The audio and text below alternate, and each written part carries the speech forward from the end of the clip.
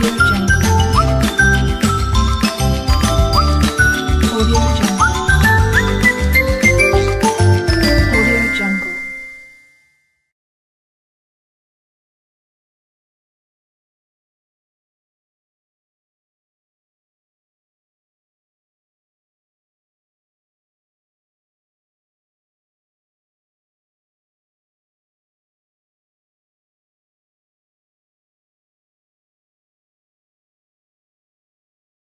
नमस्कार विद्यार्थी मित्रांनो, सक्सेस करिअर अकॅडमी को पॉवर्ड बाय नर्सिंग एक्सपर्टच्या या ऑनलाईन प्लॅटफॉर्मवर आपल्या सर्वांचं स्वागत आहे.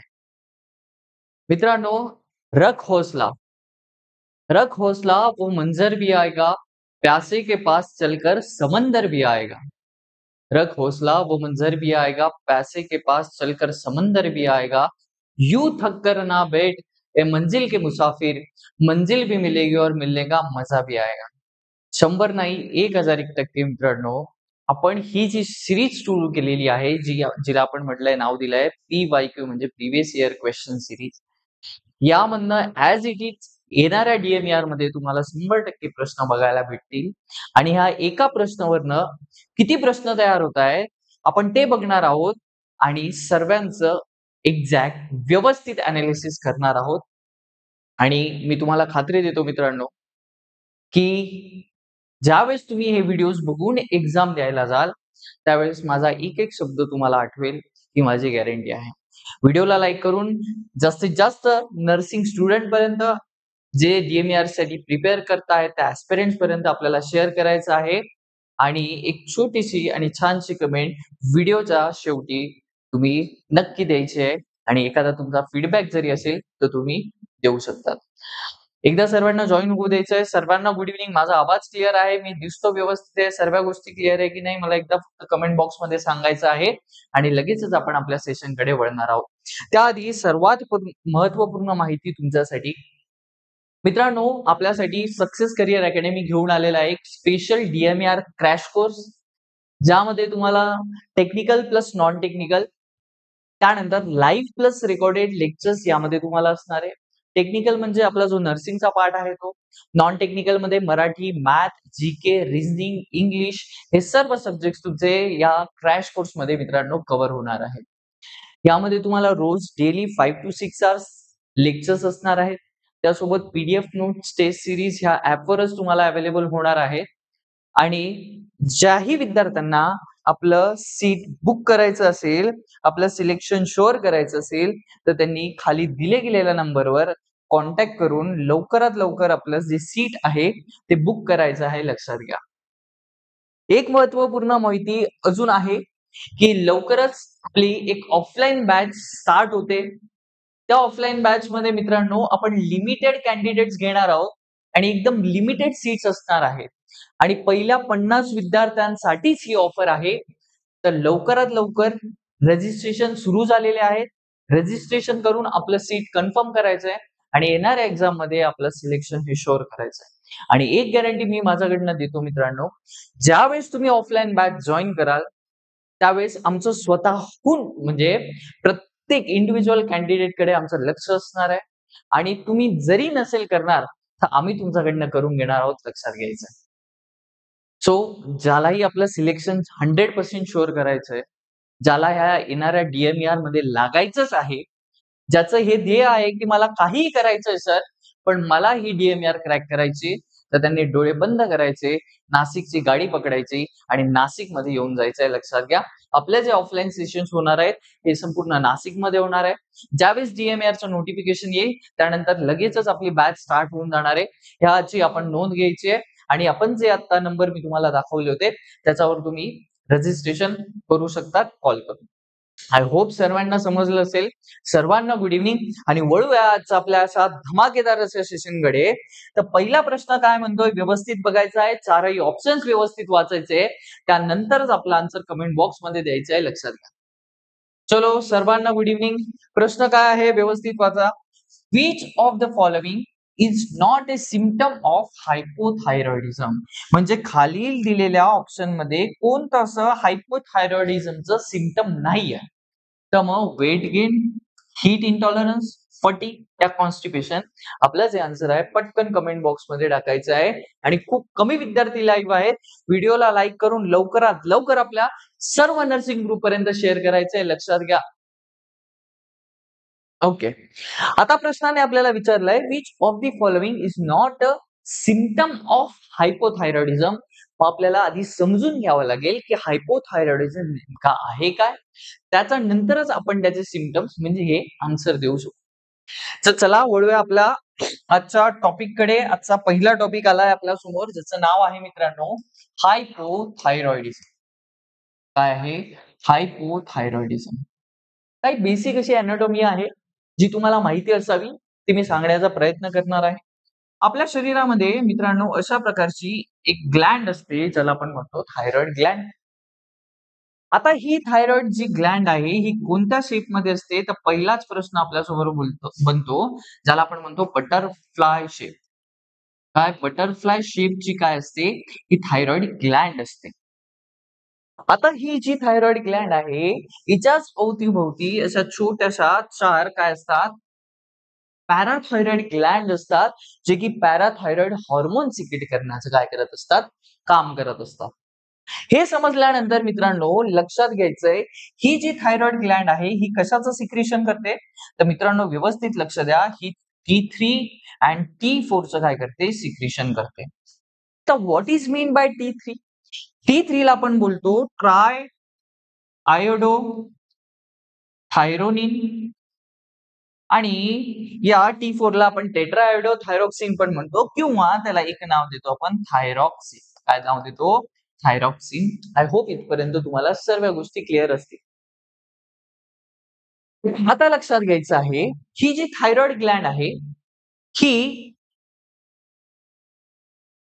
दोन हॉर्मोन बनवते, आपण बघितलं, ज्याचं पहिलं नाव होतं T3 आणि दुसऱ्याचं नाव होतं T4. T3 म्हणजे ट्रायआयोडोथायरोनिन आणि T4 म्हणजे थायरॉक्सिन.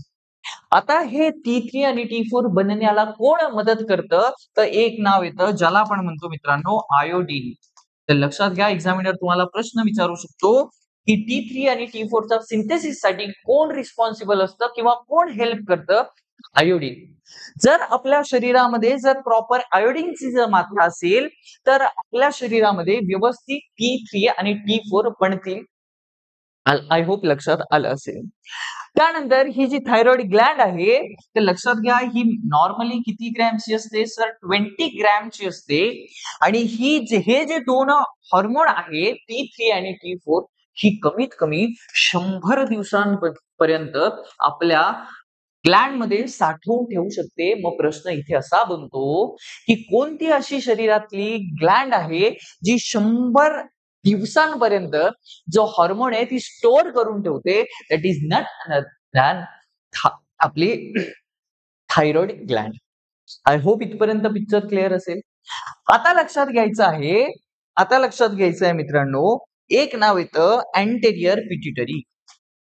मी तुम्हाला बेसिक गोष्टी आधी सांगतोय, त्यानंतर एक्झॅक्टली काय होतं ते मी तुम्हाला सांगणार आहे. आता एक नाव येतं ज्याला आपण म्हणतो अँटीरियर पिट्युटरी.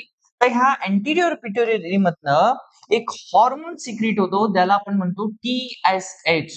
आता ह्या TSH चा अर्थ काय होतो की थायरॉइड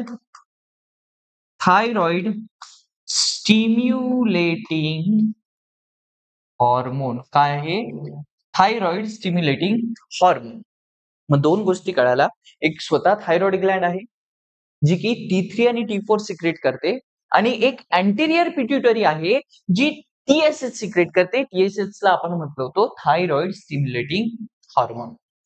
इथपर्यंत जर पिक्चर क्लिअर असेल, तर आपण जाऊयात आपल्या हायपोथायरॉइडिझम कडे. हायपोथायरॉइडिझम म्हणजे एक्झॅक्टली काय आहे. मग आता मी तुम्हाला सांगितलं होतं आपल्या शरीरामध्ये दोन हॉर्मोन आहे, एकाचं नाव मी सांगितलं होतं T3 आणि एकाचं नाव सांगितलं होतं T4, जे की थायरॉइड ग्लँड मधनं सिक्रेट होतात.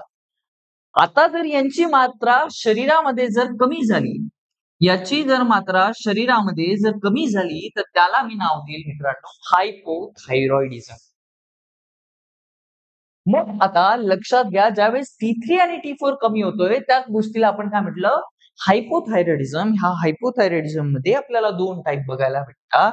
ज्याला आपण म्हणतो मित्रांनो प्रायमरी हायपोथायरॉइडिझम आणि एक येतो सेकंडरी हायपोथायरॉइडिझम.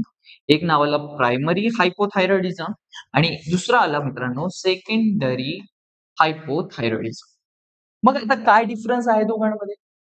ज्यावेळेस पण तुम्ही प्रायमरी नाव वाचता तर लक्षात घ्यायचंय हा डिफॉल्ट आहे किंवा डिफेक्ट आहे कोणामध्ये? थायरॉइड ग्लँड मध्ये. कशामध्ये डिफेक्ट आहे? तर सर थायरॉइड ग्लँड मध्येच डिफेक्ट. ज्यावेळेस तुम्ही सेकंडरी हायपोथायरॉइडिझम वाचता त्यामध्ये तुम्हाला लक्षात ठेवायचंय की हा डिफेक्ट कोणामध्ये आहे? सर हा पिट्यूटरी मध्ये आहे, जिला आपण मास्टर ग्लँड बोलतो. मग आता प्रायमरी कॉज म्हणजे माझ्यामुळे झालेला. म्हणजे for example me thyroid Gland आहे, माझ्या स्वतःमुळे जर प्रॉब्लेम येत असेल तर मी त्याला बोलेल प्रायमरी हायपोथायरॉइडिझम.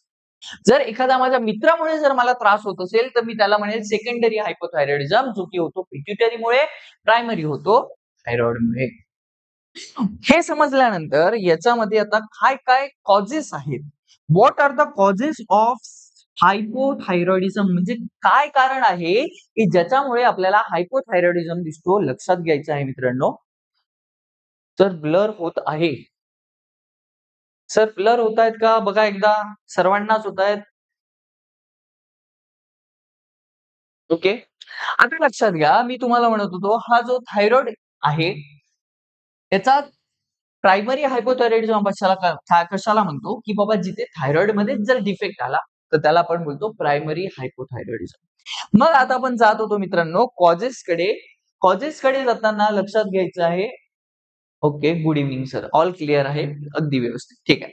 आता काय काय कॉजेस आहेत? तर सर्वात पहिला कॉज याचा येतो मित्रांनो ज्याला आपण म्हणतो ऑटो इम्युन. आता what is mean by auto immune? Auto इम्युनचा अर्थ होतो की स्वतःच्या बॉडीमध्ये ज्या सेल्स आहेत त्यांचा इम्बॅलन्स झाल्यामुळे काय होतो? आपल्याला हायपोथायरॉइडिझम दिसू शकतो. अजून काय कॉजेस आहेत सर? सर जर आपल्या अँटेरियर पिट्युटरी मध्ये जर काही गडबड झाली तर त्यावेळेस पण आपल्याला हायपोथायरॉइडिझम दिसू शकतो. तुमच्या मनामध्ये प्रश्न आला पाहिजे कसा? तर आत्ताच मी तुम्हाला सांगितलं होतं जी अँटेरियर पिट्युटरी आहे ती अँटेरियर पिट्युटरी काय करते? सर थायरॉइड स्टिम्युलेटिंग हॉर्मोनचं काय करते? सिक्रिशन करते. म्हणजे ही जी थायरॉइड ग्लँड आहे तिला स्टिम्युलेट करेल आणि तिला सांगेल तू एक काम कर की बाबा तू T3 आणि T4 चं काय कर? सिक्रेशन कर. तू T3 आणि T4 चं काय कर? सिक्रेशन कर. आय होप तुम्हाला समजलं असेल. तर मग आता परत इकडे घेऊन जातो. सर्वात पहिला कॉज बघितला ऑटो इम्युन. सेकंड कॉज बघितला आपण काय? जर अँटेरियर पिट्युटरी मध्ये जर काही गडबड झाली, जर अँटेरियर पिट्युटरी मध्ये जर गडबड झाली तर त्यावेळेस पण काय होऊ शकतो? आपल्याला हायपोथायरॉइडिझम होऊ शकतो. काही असे ड्रग्स आहेत जे की आपल्याला हायपोथायरॉइडिझम कॉज करतात. कोणकोणते आहेत? जर आपण लिथियमचं सेवन करत असू तर त्यावेळेस पण आपल्याला हायपोथायरॉइडिझम व्हायचे चान्सेस आहेत. तसाच आपण कार्डिओव्हास्क्युलर सिस्टम मध्ये एक ड्रग वाचतो ज्याचं नाव आहे अमायडेरॉन. काय? अमायडेरॉन. ह्या अमायडेरॉनमुळे पण आपल्याला काय होऊ शकतं? सर आपल्याला हायपोथायरॉइडिझम होऊ शकतो. बर, इथपर्यंत कळालं. मग आता काय होतं ज्यावेळेस शरीरामध्ये T3 ची आणि T4 ची लेवल कमी होते, म्हणजेच मी त्याला म्हणू शकतो what are the sign and symptoms? ज्यावेळेस पर्सनला हायपोथायरॉइडिझम होईल तर माझ्याकडे व्यवस्थित लक्ष द्यायचं आहे. तर सर्वात पहिले आपल्याला दिसेल हा जो थायरॉइड हॉर्मोन आहे तो कशावर काम करतो? आपला जो बेसल मेटाबॉलिक रेट आहे याच्यावर तो काम करत असतो आणि या बेसल मेटाबॉलिक रेटला हा काय करतो? हा स्लो करून टाकतो. काय करतो? हा स्लो करून टाकतो म्हणजे काय? शरीरामध्ये जर T3 आणि T4 ची लेवल जर कमी झाली तर त्यावेळेस आपला पीएमआर काय होणार आहे? खाली जाणार आहे. ज्यावेळेस बेसल मेटाबॉलिक रेट खाली जाईल तर काय होणार आहे? आपलं जे डायजेशन आहे ते प्रॉपर होणार नाही. त्याच्यानंतर आपण म्हणू शकतो जे आपले कार्बोहायड्रेट्स आहेत, त्या कार्बोहायड्रेटचं व्यवस्थित काय होणार नाही? सर मेटाबॉलिझम होणार नाही. काय होणार नाही? मेटाबॉलिझम होणार नाही. दोन साइन अँड सिम्पटम कधी रटायचे नसतात, ते समजून घ्यायचे असतात. मग ज्यावेळेस बेसल मेटाबॉलिक रेट कमी होईल, डायजेशन स्लो होईल, मी तुम्हाला सांगितलं आपल्या कॅलरीज ज्या आहेत त्या व्यवस्थित मेटाबलाइज होणार नाही, तर मग पेशंट मध्ये एक सिम्पटम्स दिसेल त्याला आपण म्हणतो मित्रांनो वेट गेन. काय आहे? Weight gain. व्यवस्थित एक एक लाईन समजून घ्यायची आहे. मी तुम्हाला कधीच रटवत नाही, लक्षात घ्या. मी तुम्हाला समजावून सांगतो, की बाबा जर त्याला वेट गेन होतंय, तर का होतंय? मी फक्त इथे म्हणू शकलो असतो, की साइन अँड सिम्प्टम मध्ये हायपोथायरॉइडिझमच्या साइन अँड सिम्प्टम्स मध्ये आपल्याला वेट गेन दिसतं. अरे बाबा सांग कसं दिसतं? का दिसतं? ते कारण महत्वाचं आहे. मग कारण आपल्याला कळालं, की जो बेसल मेटाबॉलिक रेट आहे तो कमी होतो. कार्बोहायड्रेटचं, कॅलरीजचं व्यवस्थित डायजेशन होत नाही. त्याला म्हणू शकतो आपण मेटाबॉलिझम होत नाही. हे काय होऊन जातं? स्लो होऊन जातं आणि त्याच्यामुळे एक सिम्प्टम आपल्याला दिसतं, ज्याचं नाव आहे वेट गेन. मग आता हा सर आपल्या कार्डिओव्हास्क्युलर सिस्टमवर आपला काय अफेक्ट होईल ज्यावेळेस थायरॉइड कमी होईल? तर लक्षात ठेवायचं आहे मित्रांनो, ब्रॅडिकार्डिया होईल. काय होईल? ब्रॅडिकार्डिया. का होईल? हा महत्वाचा प्रश्न आहे, की जे T3 आणि T4 आहेत, हे सिम्पॅथो मिमिक्री म्हणजे फॉर एक्झाम्पल जी आपली सिम्पॅथेटिक नर्व्हस सिस्टम आहे, त्याची मिमिक्री करतात. असं म्हणण्याचा अर्थ आहे. मग जर ते मिमिक्री करतात, तर मग एकसारखे वागत असतील. म्हणजे एकसारखे वागतात, तर म्हणजेच काय? ज्यावेळेस T3 आणि T4 कमी होईल, पेशंटमध्ये आपल्याला ब्रॅडिकार्डिया दिसेल. ज्यावेळेस T3 आणि T4 वाढेल, पेशंटचा हार्ट रेट जो आहे, तो वाढलेला असेल, ज्याला आपण म्हणतो टॅकीकार्डिया. आता ब्रेडिकार्डियाचा अर्थ लक्षात घ्यायचा, नॉर्मली आपला 60 ते 100 काय असतोय?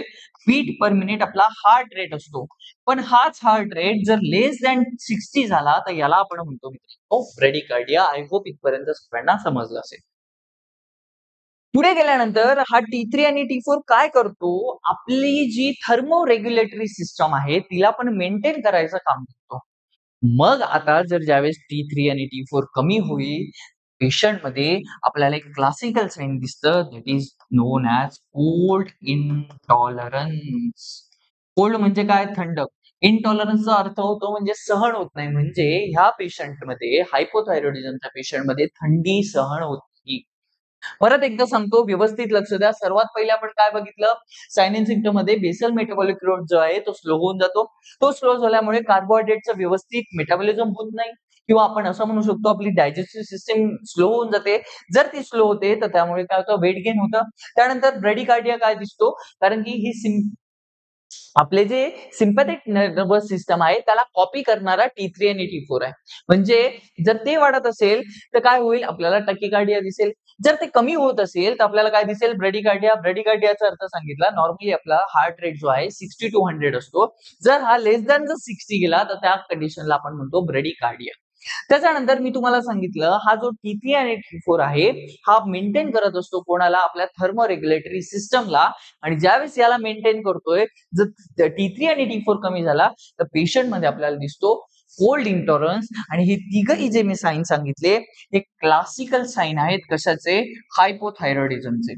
मग अजून काय काय साइन अँड सिम्प्टम्स आपल्याला दिसू शकतात?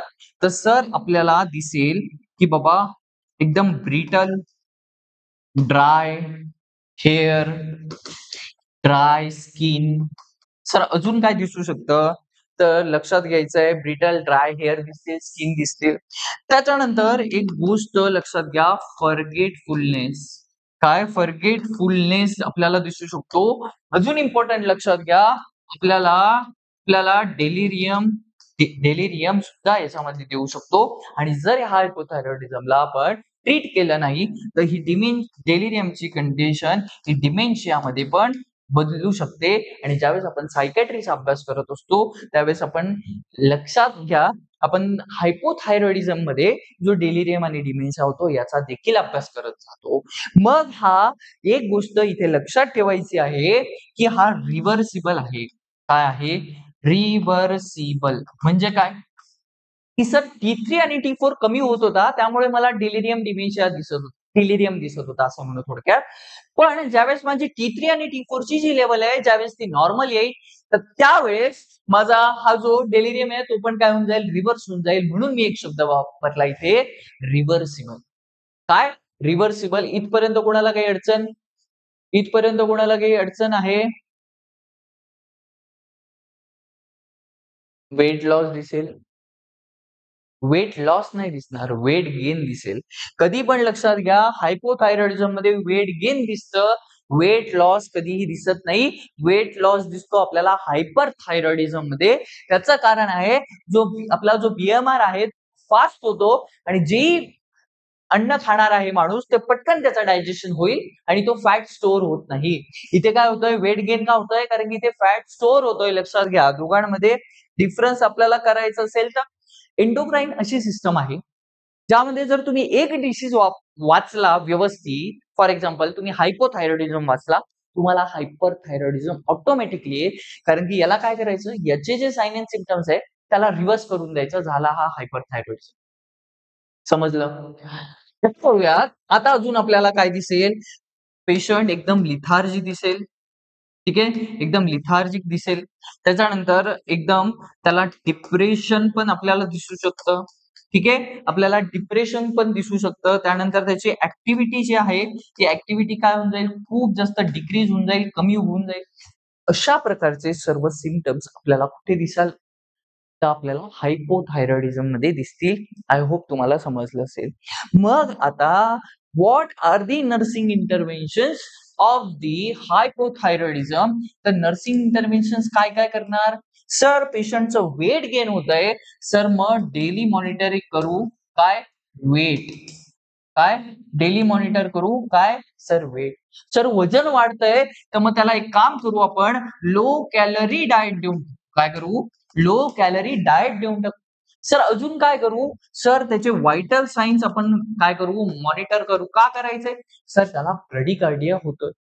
बर, पेशंट जर कधी कन्फ्युज असेल तर त्याला काय करायचंय, सर ओरिएंट करायचं आहे. लक्षात घ्या.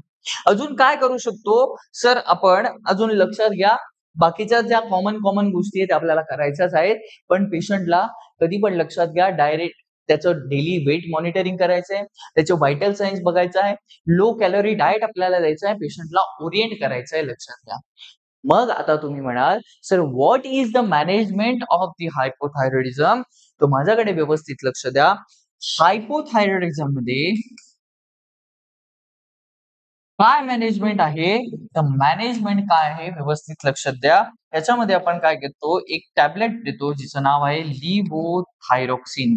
त्याचं नाव काय आहे मित्रांनो, लिव्होथायरॉक्सिन. तर एक प्रश्न इथे असा बनतो की लिव्होथायरॉक्सिन तुम्ही कधी देणार? सर लिव्होथायरॉक्सिन तुम्ही देणार एम्प्टी स्टमक, किंवा असं म्हणायचं आहे early early in the morning. काय? अर्ली इन द मॉर्निंग मध्ये देणार. लक्षात ठेवायचं आहे, levothyroxine it is a drug of choice for the hypothyroidism. आणि कधी देता? एम्प्टी स्टमक देता आणि अर्ली इन द मॉर्निंग देता.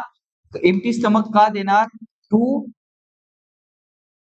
For better absorption. काय? For better absorption. त्याचं ऍब्झॉर्प्शन व्यवस्थित होण्यासाठी आपण काय करतो, तर आपण एम्प्टी स्टमक देत असतो. सर आलं लक्षात? मग आता तुम्ही एक नाव ऐकलं असेल, मिक्स एडिमा. मिक्स एडिमा म्हणजेच हायपोथायरॉइडिझम. पण तुम्ही एक नाव जे ऐकलं असेल ज्याचं नाव आहे मित्रांनो मिक्स मिक्स एडिमा कोमा. काय आहे ही टर्म? काय आहे मिक्स एडिमा कोमा? ही टर्म काय आहे? जर एखादा पेशंट आहे त्याला हायपोथायरॉइडिझम झालं आहे, म्हणजे शरीरामध्ये T3 आणि T4 ची लेवल खूप जास्त कमी आहे. पण जर आता लक्षात घ्या, T3 आणि T4 चं जर सिंथेसिसच झालं नाही, तर म्हणजे जर शरीरामध्ये T3 आणि T4 हा 0% जर बनला, तर मला सांगा काय होईल? ऑलरेडी त्याला हायपोथायरॉइडिझम आहे.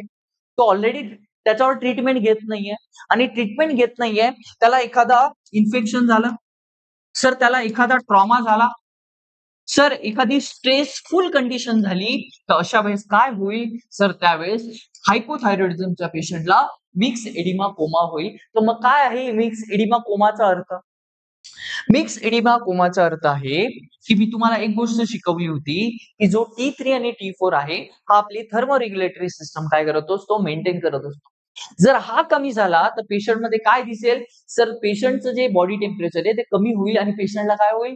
कोल्ड इंटॉलरन्स होईल. तर मिक्स एडिमा कोमा मध्ये काय होतं की जे बॉडीचं टेम्परेचर आहे हे सडनली काय होतं, ड्रॉप होतं, डिक्रीज होतं. त्यामुळे पेशंटला काय होतो, सर हायपोथर्मिया होतो. सर काय होतो हायपोथर्मिया होतो आणि ह्या हायपोथर्मियामुळे लक्षात घ्या पेशंट जो आहे तो कुशामध्ये चालला जातो तर सर कोमामध्ये चालला जातो. आय होप प्रत्येकाला क्रिस्टली क्लिअर असेल की what is mean by myxedema coma. एक गोष्ट मी अजून सांगू इच्छितो की जो बीपी आहे हायपोथायरॉइडिझम मध्ये सिस्टॉलिक बीपी हा नॉर्मल असतो. काय बोललो मी सिस्टॉलिक जो बीपी आहे it will be normal but जो डायस्टॉलिक बीपी आहे हा काय असेल हा वाढलेला असेल आपल्याला लक्षात घ्यायचं आहे. मग कधी आपल्याला हायपोथायरॉइडिझमचं आपली कंडिशन जर एक्झामिनरने कधी विचारली तर त्यामध्ये जर बीपी मेन्शन असेल तर सिस्टॉलिक बीपी नेहमी नॉर्मल राहणार बट डायस्टॉलिक जो बीपी आहे त्याच्यामध्ये चेंजेस येणार आणि तो कसा असणार तो सर तो वाढलेला असणार. ही गोष्ट आपल्याला लक्षात ठेवण्यासारखी आहे लक्षात घ्या. आता ह्या मिक्स एडिमा कोमा मध्ये मग तुम्ही काय कराल सर मग तुम्ही गोळ्या औषधे देऊन फक्त कव्हर होणार का नाही तर मग आपण काय करू शकतो आपण आयव्ही डेक्स्ट्रॉस देऊ शकतो. मग आता इथून डेक्स्ट्रॉस कसा आला डेक्स्ट्रोज इथे कसा आला तर डेक्स्ट्रॉज याच्यामध्ये ज्यावेळेस मिक्स एडिमा कोमा आपल्याला होतो काय होतो आपल्याला हायपोग्लायसिमिया आपण बघायला त्यासोबत आपण काय देणार लिव्होथायरॉक्सिन देऊ आणि लिव्होथायरॉक्सिन सोबत आपण हायड्रोकॉर्टिसॉन पण आपल्याला ह्या पेशंट मध्ये देत असतो. हायड्रोकॉर्टिसॉन ते मिक्स एडिमा कोमाच्या कंडिशन मध्ये लक्षात घ्यायचं आहे आणि आय होप आपल्या सर्व स्टुडंटला हायपोथायरॉइडिझम काय आहे हे समजलं असेल आणि कोणालाही कोणत्याही प्रकारची अडचण नसावी अशी मी आशा करतो. तर मग आपण जाऊया आपल्या प्रश्नाकडे. प्रश्न काय विचारत होता आपल्याला खालीलपैकी असं कोणतं साईन आहे जे हायपोथायरॉइडिझमचं नाहीये तर मी तुम्हाला सांगितलं सर वेट गेन होतं का सर 100% होतं. सर फटीक असतो का पेशंट फटीक पण असतो ज्याला मी नाव वापरलं होतं एकदम लिथार्जिक. सर जीआय मध्ये काय अजून आपल्याला दिसू शकतं जर आपलं डायजेशन स्लो झालं होतं मी काय बोललो होतो आपलं डायजेशन स्लो होईल आणि ज्यावेळेस डायजेशन स्लो होईल सर आपल्याला कॉन्स्टिपेशन दिसणार नाही का तर 100% दिसेल. पण मित्रा हीट इंटॉलरन्स जो आहे हा कुठे दिसेल आपल्याला सर हायपर थायरॉइडिझम मध्ये दिसेल हायपो मध्ये दिसणार नाही. कुठे दिसेल हायपर थायरॉइडिझम मध्ये. आणि जर तुम्हाला हायपर थायरॉइडिझम शिकायचं असेल जेवढेही सिम्पटम्स मी तुम्हाला सांगितले त्याचा उलट करून द्या तो झाला हायपर थायरॉइडिझम. आय होप सर्वांना समजलं असेल. वळूया आपल्या पुढच्या प्रश्नाकडे. पुढचा प्रश्न काय म्हणतोय व्यवस्थित बघायचं आहे चारही ऑप्शन्स व्यवस्थित वाचायचे त्यानंतरच आपला आन्सर कमेंट बॉक्स मध्ये लिहायचं आहे लक्षात घ्या. Ulnar nerve compression at the wrist may cause जर अल्नार नर्वचं कंप्रेशन झालं तर आपल्याला काय दिसणार आहे प्रश्नाने विचारलंय रिस्ट ड्रॉप दिसेल क्लॉ हँड दिसेल एप हँड दिसेल किंवा फुट ड्रॉप दिसेल. पटकन आन्सर कमेंट बॉक्स मध्ये द्यायचं आहे.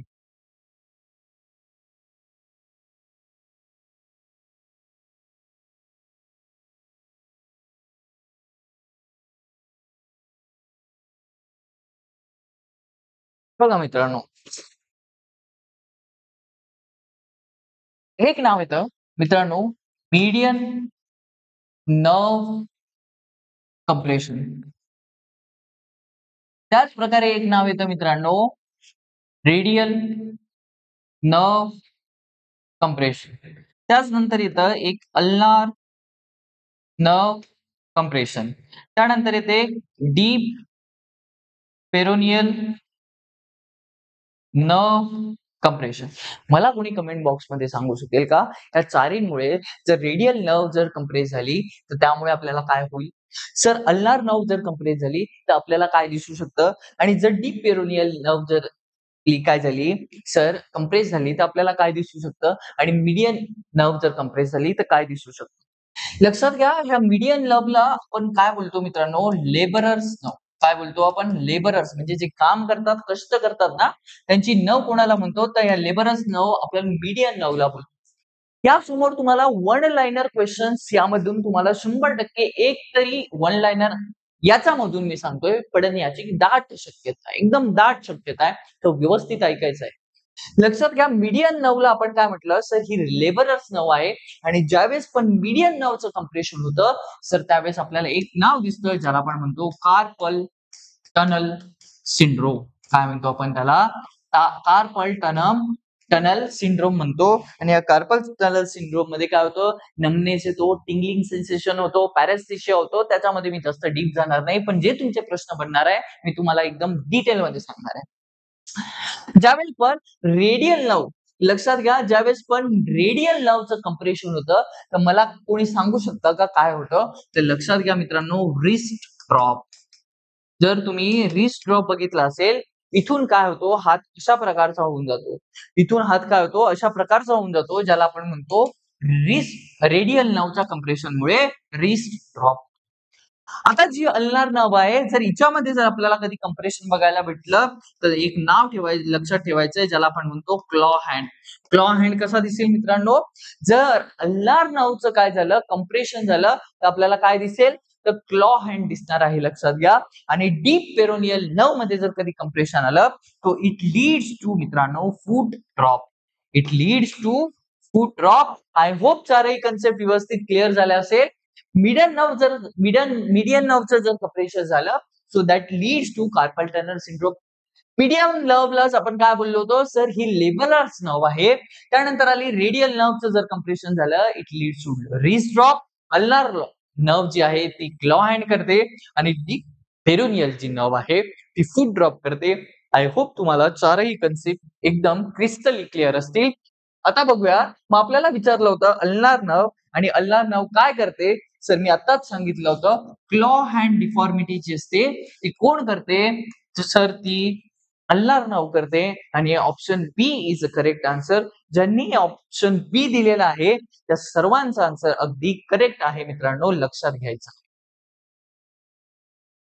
समजतं आहे काय बोलतोय ते? समजतंय मित्रांनो? एक गोष्ट लक्षात घ्या, ज्यावेळेस आपण कॉम्पिटेटिव्ह एक्झामचा ज्यावेळेस स्टडी करत असतो त्यावेळेस खूप बारीक बारीक गोष्टी असतात ज्या आपल्याला बघायच्या असतात. आणि का मी हे पीवायक्यू सेशन तुमच्या समोर घेऊन आलोय? मला मजा येते का?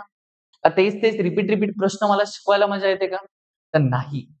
एक्झामिनरचा एक पॅटर्न असतो, त्या पॅटर्न नुसारच तो काय करतो? प्रश्न विचारत असतो. आता हे पीवायक्यू आपल्याला हिंट आहे. जर आता फॉर एक्झाम्पल याने मीडियल नर्व जर विचारलं तर उद्या अल्नार विचारेल. सर उद्या अल्नार विचारली तर परवा डीप पेरोनियल विचारेल. सर डीप पेरोनियल विचारली तर एक दिवस रेडियल विचारेल. तर प्रश्न एक्झामिनर अवतीभवती घुमवत असतो. तर त्याचमुळे तेच एक कारण आहे तुमच्या समोर जी सक्सेस करिअर अकॅडमी हे पीवायक्यू सेशन घेऊन येते. इंग्लिशचं असेल, रिझनिंगचं असेल, मॅथ्स असेल, आपलं नर्सिंगचं असेल, तर त्याचं कारण एकच आहे की तुमचा एकही प्रश्न सुटायला नको. आणि ह्या एका प्रश्नामधून आपण कसे नवीन 10 प्रश्न शिकू शकतो हीच त्यामागची आमची काय आहे? आशा आहे, लक्षात घ्या. आणि 100% इथे येणारा प्रत्येक जण, प्रत्येक व्यक्ती हा 100% DMER ला लागणार आहे, ही माझी गॅरंटी आहे. कारण की मी नेहमी व्हिडिओज मध्ये सांगत असतो की अर्धी 99% जनता झोपलेली आहे आणि 1% जागी आहे, ती आहात तुम्ही. आणि तुम्ही जर आत्तापासून जर अभ्यास कराल तर तुमचा मायका लाल नाहीये, तुमचं सिलेक्शन रोखू शकेल. कारण की लक्षात घ्या, आपल्या महाराष्ट्रामध्ये खूप दलिंदरपणा आहे. दलिंदरपणा असा आहे की ज्यावेळेस नोटिफिकेशन येतं त्यावेळेस त्यांचे डोळे उघडतात आणि त्यावेळेस ते अभ्यास करायला सुरुवात करतात. आणि मला एक गोष्ट सांगा, 1 ते 1.5 महिन्यामध्ये कोणचा अभ्यास होणार आहे? म्हणजे जे तुम्ही 4 वर्षात वाचलं ते तुम्ही 1 महिन्यात वाचू शकता का? आणि प्लस तुम्हाला नॉन टेक्निकलचे पण सब्जेक्ट आहे, जसं की Marathi, math, GK, reasoning, English, हे कधी कराल? तर थोडासा बुद्धीचा वापर करा. आणि जी पोरं विचारतात ना, की सर DMER कधी येणार आहे? तर मला एकच बोलायचं आहे तुम्हाला, DMER कधी पण येईल. 1 महिन्याने येईल, 2 महिन्याने येईल, 3 महिन्याने येईल, 4 महिन्याने येईल, वर्षभराने येईल. अरे पण तुझा अभ्यास आहे का? ते आधी बघायचं. स्वतःचा आपला अभ्यास पूर्ण आहे का? मी आज रेडी आहे का? की चला उद्या उठून मी उद्या जरी एक्झाम घेतली तरी मी रेडी आहे. असे खूप बोटावर मोजण्यासारखे इतकेच विद्यार्थी आपल्याला भेटतील. मग जर आपला अभ्यास नाही, जर आपण वाचलेला नाही, जर आत्ताच आपण अभ्यास सुरू करतोय आणि तुम्ही विचारता DMER कधी येईल? जर DMER 8 दिवसांनी आली तर काय कराल? 8 दिवसांनी आली तर काय कराल? तर मग थोडंसं डोकं चालवा, डोकं शांत ठेवा, की आपला मोटो काय आहे? सध्या अभ्यास करणं. जोपर्यंत असं तुमच्या मनामध्ये पाहिजे, की बाबा माझा अभ्यास होत नाहीये तोपर्यंत DMER येऊ नको, तुम्ही असं म्हटलं पाहिजे. तर तुम्ही उलटं बोलतात, की सर DMER कधी येईल? यायची तेव्हा येईल. आधी अभ्यास करा. आधी नॉलेज गेन करा. आधी MCQ सॉल्व्ह करा. MCQ ची प्रॅक्टिस करा, थोडं स्वतःमध्ये कॉन्फिडन्स आणा, त्यानंतर विचारा की सर DMAR कधी येणार आहे. आता विचारून काहीच होणार नाहीये. आलं लक्षात? मी काही तुम्हाला रागवत नाहीये, ना मी काही तुम्हाला असं इंटेन्शनली वाईट बोलतोय. माझा म्हणण्याचा अर्थ एवढाच आहे, तुम्ही अभ्यास करा, आत्तापासूनच अभ्यास करा, व्यवस्थित क्वेश्चन सॉल्व्ह करा. जितके तुम्ही क्वेश्चन सॉल्व्ह कराल, तितके तुम्ही सिलेक्शनच्या जवळ जाणार आहात, लक्षात घ्या. आणि जर कोणी नाही ऐकलं, तर मग आपण एकच गोष्ट म्हणत असतो, आपल्या क्लासच्या विद्यार्थ्यांना माहितीये, इसमें तेरा घाटा मेरा कुछ नहीं जाता. वळूया आपल्या नेक्स्ट क्वेश्चन कडे.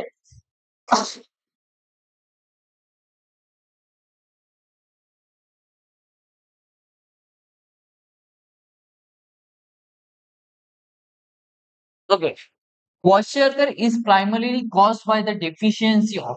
जो क्वॉशरकर डिसीज आहे ते त्यामध्ये मेनली कशाची डेफिशियन्सी होते प्रश्नाने आपल्याला विचारला आहे. Calories only, protein only, vitamins only और बोथ कॅलरीज अँड प्रोटीन्स. काय आहे आपला आन्सर कमेंट बॉक्स मध्ये द्यायचा आहे. 2 टाका आज. नाही नाही असं काही नाही आहे. Always ready sir. Yes Swapnil ji always ready. Sir तुम्ही नोटिफिकेशन लवकर पाठवत जा. खूप चांगलं समजतं. बरं ठीक आहे. बी बी बी.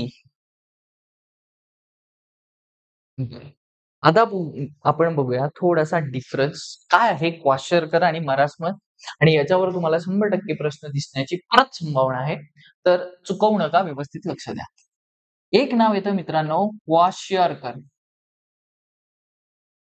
आणि एक नाव येतं मित्रांनो मरासमस. काय आहेत हे क्वॉशरकर आणि मरासमस? मित्रांनो आपण मराठीमध्ये म्हणतो कुपोषित बालक. बघितले आपण कुपोषित बालक. त्या कुपोषित बालकांमध्ये 2 प्रकार पडतात. एक क्वॉशरकर येतो आणि एक मॅरास्मस येतो. सर्वच कुपोषित बालक असे असतात का नाही? काही कुपोषित बालकांची ढेरी पण निघालेली असते. तर मग ते आज आपण समजून घेऊ त्या त्या 2 कुपोषित बालकांमध्ये काय डिफरन्स आहे. सर्वात पहिला येतो, लक्षात घ्या, क्वॉशरकर. याच्यामध्ये काय होतं मित्रांनो, याच्यामध्ये फक्त प्रोटीनची डेफिशियन्सी होते.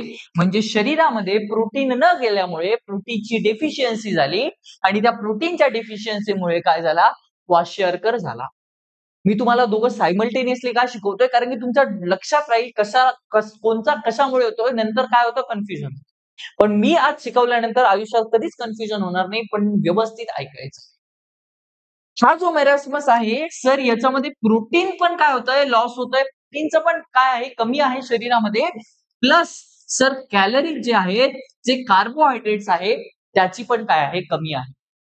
मग आता मला तुम्हाला इथे घेऊन जावे लागेल की ज्यावेळेस पण शरीरामध्ये प्रोटीनची कमी असते. प्रोटीन म्हणजे काय, पण थोडक्यात समजू.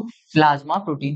हे प्लाझ्मा प्रोटीन आपल्या शरीरात काय करतात, आपण ऐकलं असेल अल्ब्युमिन, ग्लोब्युलिन, फिब्रिनोजन ही काय करतात. सर त्याच्यामध्ये एक मेजर प्लाझ्मा प्रोटीन असतो ज्याला आपण म्हणतो सर अल्ब्युमिन. आणि ह्या अल्ब्युमिनचं काम काय आहे, या अल्ब्युमिनचं काम आहे सर ऑन्कोटिक प्रेशर मेंटेन करण्याचं. याचं काम काय आहे, ऑन्कोटिक प्रेशर मेंटेन करण्याचं. मग आता जर शरीरामध्ये कशाची कमी होते, प्रोटीनची. प्रोटीन नाही तर अल्ब्युमिन नाही, अल्ब्युमिन नाही तर ऑन्कोटिक प्रेशर नाही. मग ऑन्कोटिक प्रेशर नाही तर मित्रा थोडंसं डोकं लाव, जिथे ऑन्कोटिक प्रेशर नसतं तिथे काय होतो, एडिमा होतो. तर मग रामायण महाभारत का गायलं की क्वॉशरकर मध्ये आपल्याला एडिमॅटस बेबी दिसतो. एडिमॅटसचा अर्थ मी तुम्हाला समजवणार आहे, 1 सेकंद थांबायचं. मग याच्यामध्ये प्रोटीन खूप जास्त लॉस झाले, त्याच्यामुळे आपल्याला काय दिसतो, एडिमा दिसतो. एडिमा म्हणजे काय सर, त्याचे गाल फुगलेले आहेत, सर त्याचे ढेरी पुढे आलेली आहे. तर अशा प्रकारचे जे सिम्पटम्स असतात इडिमा. इडिमा म्हणजे काय, अक्युमुलेशन ऑफ फ्लुइड. कुठेतरी काय होतंय, अक्युमुलेट होतोय फ्लुइड एका जागेवर आणि तिथली जी जागा आहे ती बंप होते. त्याला आपण काय म्हणतो, लक्षात घ्या, एडिमा. मग आता सर मरासमस मध्ये एडिमा होतो का, याच्यामध्ये पण प्रोटीनची डेफिशियन्सी नाही. त्याच्यामध्ये सोबत कॅलरीज पण डेफिशियंट आहे आणि कॅलरीज डेफिशियंट असल्यामुळे याच्यामध्ये एडिमा नॉट प्रेझेंट. काय असतो, एडिमा नॉट प्रेझेंट. मग आताच तुम्ही सांगितलं होतं सर, जर एडिमा होत असेल तो एडिमा कुठे कुठे होतो, सर फेसवर एडिमा होतो, सर आपल्या ढेरीवर एडिमा होतो. तर मग सर्वात पहिले सांगू शकतो आपण याच्यामध्ये क्वॉशरकर मध्ये सर आपल्याला काय दिसेल, सर याच्यामध्ये आपल्याला मून फेस दिसेल. काय दिसेल सर मून फेस दिसेल. आणि ह्या मरासमस मध्ये कसे दिसेल सर याच्यामध्ये मंकी फेस दिसेल. मंकी फेस म्हणजे काय आणि मून फेस म्हणजे काय लक्षात घ्या. याचं जे थोबाड आहे त्याचं थोबाड अशा प्रकारचं दिसेल आणि याचं जे थोबाड आहे अशा प्रकारचं दिसेल. म्हणजेच काय याच्यामध्ये मून फेस होईल, गाल बाहेर येतील आणि या मरासमस मध्ये काय होईल गाल आतमध्ये जो चुसा हुआ आम देखा है ना त्या पद्धतीने काहीतरी त्याचा फेस होऊन जाईल. आय होप तुम्हाला लक्षात राहिलं असेल. आता पुढे गेल्यावर लक्षात घ्या हा जो मरामरसा आहे ना हा मरामरामारस आहे ना तर त्यालाच म्हणतो आपण मेलेला माणूस. मेलेला माणूस कसा दिसतो एकदम असाच पडलेला आहे. पूर्ण त्याच्या हड्ड्या दिसतायत है ना. सर्व हड्डी पसली झालीये. तोंड आतमध्ये असं कुजून गेलेलं आहे. तर एक विचारतो प्रश्न मी नाही एक्झामिनर तो तुम्हाला विचारेल old man appearance is seen each which of the following disease आणि तो तुम्हाला ऑप्शन देईल क्वाशियोकर की मरासमस. त्यावेळेस तुम्ही कन्फ्युज होणार अरे बाबा दोघांमध्येच कुपोषित बालक आहेत हे दोघंही कुपोषित बालक आहे पण याच्यापैकी कोणचा अजून जास्त कुपोषित आहे तर लक्षात ठेवायचं आहे मरासमस. नावावरनं लक्षात ठेवा मरासमस म्हणजे मेलेला. मरासमस म्हणजे मरामरासा आणि त्या मरामरासामध्ये काय होतं ते लक्षात घ्या. याच्यामध्ये आपल्याला ओल्ड मॅन अपीअरन्स दिसतो. काय दिसतो मित्रांनो ओल्ड मॅन अपीअरन्स दिसतो. मग लक्षात घ्या इथे प्रश्न 100% पडण्याची शक्यता आहे. मरासमस मध्ये काय दिसतं सर ओल्ड मॅन अपीअरन्स दिसतो. मग आता त्यानंतर काय अजून डिफरन्स आहे सर या दोघांमध्ये. सर दोघांमध्ये पण आपल्याला काय दिसतील brittle brittle dry hair. Sir याच्यामध्ये पण आपल्याला ब्रिटल ड्राय काय दिसतील हेअर्स दिसतील.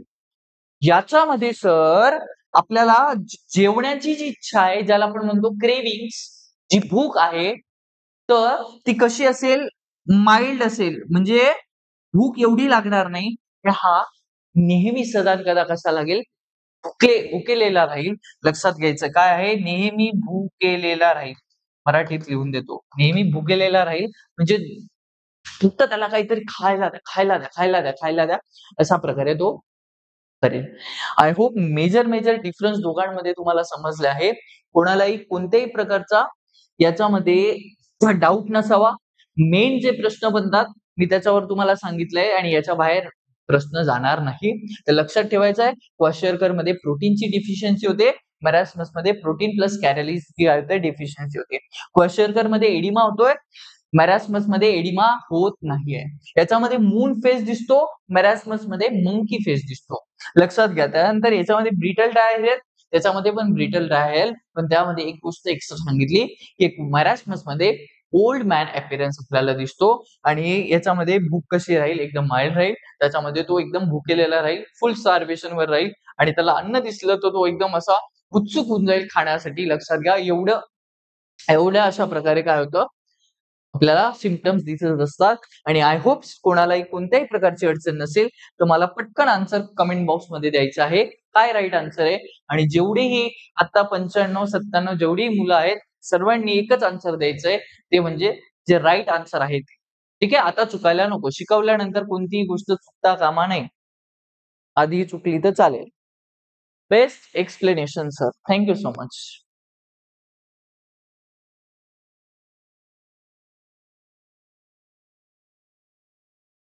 ओके. तर मग क्वाशियोकर काय आहे समजलं. क्वाशियोकर मध्ये सर आपल्याला प्रोटीनची डिफिशियन्सी दिसते आणि राईट आन्सर काय आहे sir B is a right answer. I hope सर्वांना समजलं असेल. लक्षात घ्या. मग बोथ कॅलरीज आणि प्रोटीनची डिफिशियन्सी कुठे होईल तर मित्रा आताच सांगितलं होतं मरासमस मध्ये आपल्याला सेल लक्षात घ्यायचं आहे. आय होप सर्वांना समजलं असेल.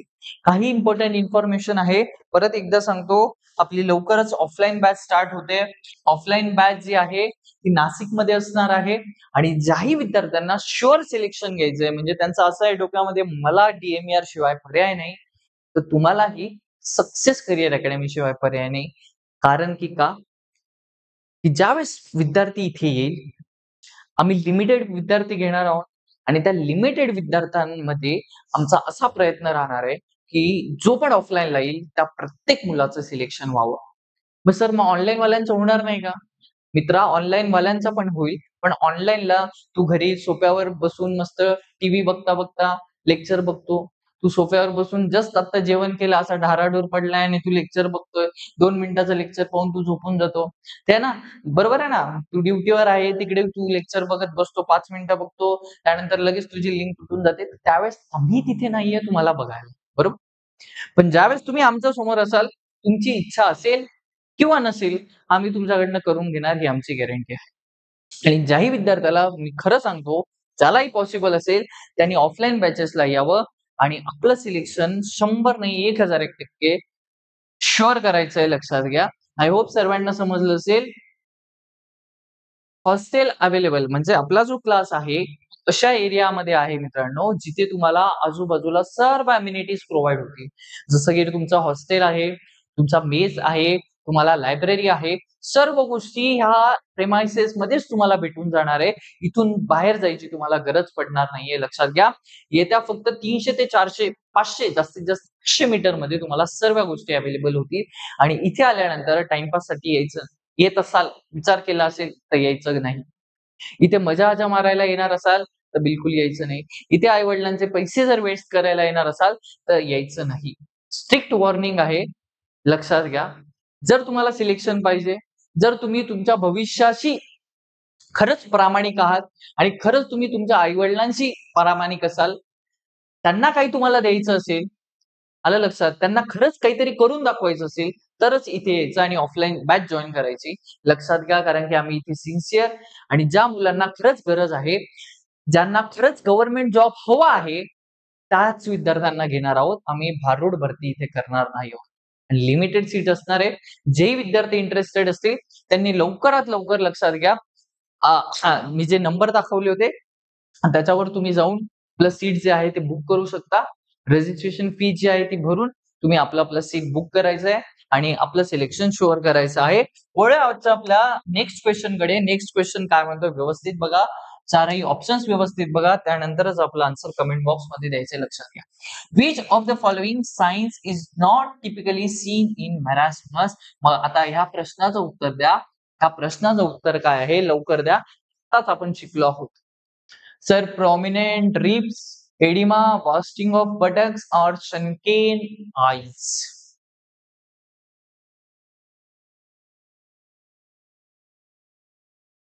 Sir job, married life plus child ऑनलाईनच कम्फर्टेबल वाटते सर. बघा ज्यांना पॉसिबल आहे मी त्यांच्यासाठी म्हणतोय. ठीक आहे. ज्यांना नाहीये ते ऑनलाईन बॅच घेऊ शकतात. पण कसं आहे लक्षात घ्या, ज्यावेळेस आपण एखाद्या एन्व्हायरमेंट मध्ये राहतो, ज्यावेळेस तुम्हाला तुमच्या आजूबाजूला तुम्हाला 50-100 मुलं दिसतील, जे की त्याच एक्झामसाठी प्रिपेअर करतायत ज्याच्यासाठी तुम्ही करत आहात. ते मोटिव्हेशन, ते एन्व्हायर्नमेंट ते खूप वेगळं असतं आणि ज्यावेळेस तुम्ही ते बघता, त्यावेळेस तुम्हाला समजतं, की आजूबाजूला बघून की कॉम्पिटिशन किती आहे आणि मला कोणत्या लेव्हलचं प्रिपरेशन करायचं. आता तुम्ही घरी आहात, तुमच्या कम्फर्ट झोनमध्ये आहात आणि ज्यावेळेस व्यक्ती कम्फर्ट झोनमध्ये असतो, त्यावेळेस तो कधीच पुढे जात नाही लक्षात घ्या. ज्यावेळेस तो कम्फर्ट झोनच्या बाहेर निघेल, त्याच वेळेस तो आयुष्यात काहीतरी अचीव्ह करू शकतो बरोबर. मग ज्यावेळेस तुम्ही तुमचा कम्फर्ट झोन सोडाल, तुम्ही इथे याल, तुमच्या आजूबाजूला 50-100 विद्यार्थी असतील, जे की DMER साठीच प्रिपेअर करत असतील, त्यावेळेस तुमचं मोटिव्हेशन, तुमची ऊर्जा, की नाही बाबा माझ्या शेजारचा जर 50 मार्क पाडतोय, तर मला त्याचा पुढे कसं जाता येईल? तुमच्या अजून दुसरा शेजारचा 60 मार्क पडतोय, तर त्याच्या पुढे मला कसं जाता येईल? आणि हे हेल्थी कॉम्पिटिशन म्हणतो याला. This is non as healthy competition. आणि हे हेल्थी कॉम्पिटिशन ज्यावेळेस असतं ना मित्रांनो, तो एक ऑरा, ते एक पॉवर म्हणू शकतो, ते एक मोटिव्हेशन म्हणू शकतो, ते एक नेहमी वेगळं असतं लक्षात घ्या. आणि ते जर तुम्हाला पाहायचं असेल, तुमच्या कम्फर्ट झोन मधनं जर तुम्हाला निघायचं असेल आणि सिलेक्शन शुअर करायचं असेल, त्यासाठी मी तुम्हाला सांगतो, तुम्हाला तुमचा कम्फर्ट झोन सोडावा. येतंय लक्षात? सो वळूया लक्षात घ्या. Which of the following is a sign typically not seen in marasmus? तर मला आन्सर हवंय, की बाबा मी आत्ताच सांगितलं, की जो एडिमा आहे, हा एडिमा कुठे दिसतो? सर हा क्वाशिअरकर मध्ये दिसतो, ना की मरासमस मध्ये दिसतो. आय होप तुम्हाला समजलं असेल. बाकीचे लक्षात घ्या. प्रॉमिनंट ट्रिप्स मी आताच तुम्हाला सांगितलं होतं, की जो मॅरास्मसचा बाळ असतो त्यामध्ये एकदम कुपोषित म्हणजे त्याच्या पूर्ण हड्डी बसली दिसतात, पूर्ण बरगड्या रिप्स त्याला आपल्याला दिसतात. त्यानंतर wasting of buttocks. Wasting of buttocks हा एक्झामिनर तुम्हाला एक क्वेश्चन मध्ये टाकू शकतो. वास्टिंग ऑफ बटक्स म्हणजे त्याचं शरीर इतकं पातळ आहे, ज्या ठिकाणी त्याला थोडंफार फॅट पाहिजे, असे ठिकाण पण त्याचे काय झाले, एकदम लीन झालेत, पातळ झाले आणि कोणत्याही प्रकारचा त्याच्या शरीरामध्ये उरलेला नाही. एक नाव येतं शनकेन आईस. तर हे पण आपल्याला लक्षात ठेवायचं आहे. शनकेन आईस म्हणजे ज्यावेळेस पण हे तुम्हाला दोघांमध्ये दिसायला भेटेल, पण मरासमसमध्ये तुम्हाला जास्त बघायला भेटेल शनकेन आईस. हे जे आईस असतात एकदम शनकेन होऊन जातात. लक्षात घ्यायचं आहे. आय होप तुम्हाला सर्वांना समजलं असेल. आय होप तुम्हाला सर्वांना समजलं असेल. सो आजचं जे लेक्चर आहे ते आपण इथेच थांबूयात आणि पुन्हा भेटूया एक नवीन व्हिडिओ सोबत. तोपर्यंत सर्वांना धन्यवाद. सर्वांनी व्यवस्थित अभ्यास करायचा आहे. ठीक आहे. व्यवस्थित अभ्यास करायचा आहे. आत्तापासूनच अभ्यास करायचा आहे आणि सारखं ट्रिगर करायचं नाही की सर एक्झाम कधी येईल, एक्झाम कधी येईल. बाळा, एक्झाम यायची तेव्हा येईल. पण मित्र, तू एकच काम कर, तू फक्त अभ्यास कर. तू कर्म कर, फळाची चिंता ठेवू नकोस. कर्म करत राहा. नक्की तुला एक दिवस देव तुझ्या कर्माचं फळ देणार आहे. पण तू जर कर्मच केले नाही, नुसतं फळ बघून तू फक्त तुला लालच वाटते, सर कधी येणार, कधी येणार, कधी येणार.